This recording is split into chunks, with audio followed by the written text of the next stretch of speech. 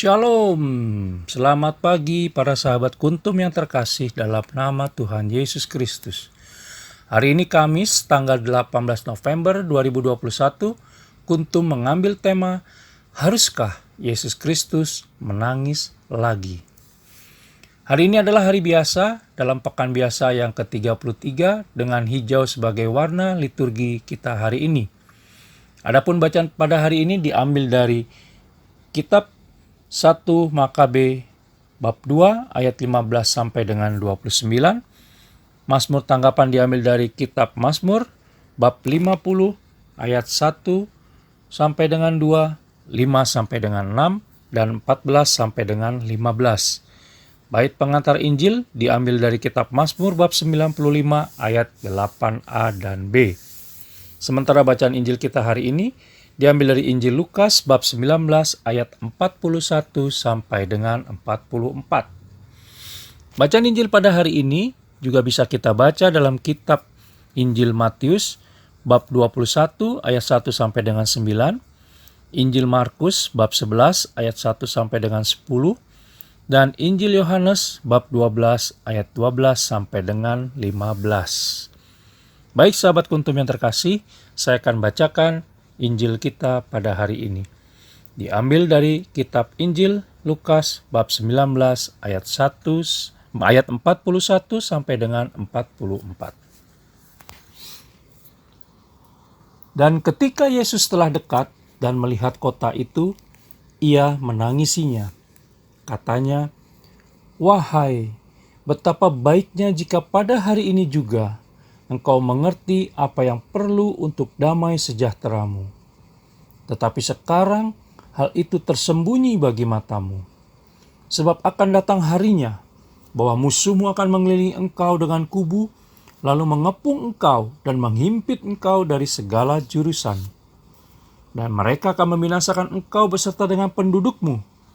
Dan pada tembokmu mereka tidak akan membiarkan satu bata pun tinggal terletak di atas batu yang lain. Karena engkau tidak mengetahui saat bila mana Allah melawat engkau." Demikianlah sabda Tuhan, terpujilah Kristus. Sahabat Kuntum yang terkasih, bacaan Injil pada hari ini sungguh menarik buat penulis karena menunjukkan betapa besar kasih Yesus Kristus kepada manusia.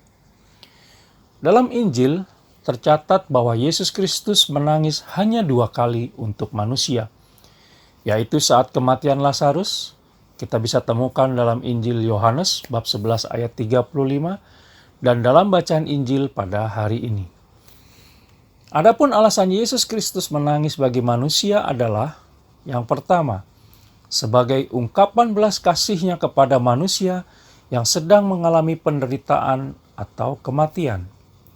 Yang kedua, karena manusia masih tidak mau mengerti dan kurang percaya kepadanya. Dan yang ketiga, karena manusia masih bersikeras dalam dosanya dan tidak mau bertobat. Yesus Kristus menangisi Yerusalem pada hari ini karena kejahatannya di mana sampai menganiaya dan membunuh banyak nabi yang diutus oleh Tuhan, dan mencapai puncaknya ketika mereka menolak dan menyalibkan Yesus Kristus sendiri.